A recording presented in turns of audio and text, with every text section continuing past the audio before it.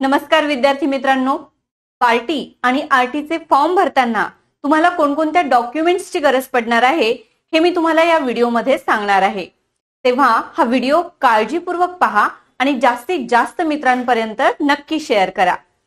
Form भरताना तुमच्याजवळ तुमचं आधार कार्ड असणं गरजेचं आहे। त्यानंतर तुमचे 10वीचे आणि 12वीचे प्रमाणपत्र, पदवी किंवा तुम्ही पदव्युत्तर शिक्षण घेतलं असेल तर त्या संदर्भातलं प्रमाणपत्र, जातीचा दाखला, तुमचं डोमिसाइल प्रमाणपत्र, 3 वर्षाचा उत्पन्नाचा दाखला ज्यात उत्पन्न 8 लाखांपेक्षा कमी असेल, नॉन क्रिमिलेअर आणि त्यासोबतच गरजेचं आहे तुमचं राष्ट्रीयकृत बँकेत असलेलं अकाउंट। या संदर्भात तुम्हाला कोणतीही अडचण येत असेल किंवा तुमच्या काही शंका असतील तर या व्हिडिओच्या डिस्क्रिप्शन मध्ये दिलेल्या क्रमांकावर संपर्क साधा। शासनाचे 72,000 रुपयांपर्यंतचे विद्यावेतन आणि सोबतच मोफत प्रशिक्षण मिळवण्याची ही संधी गमावू नका।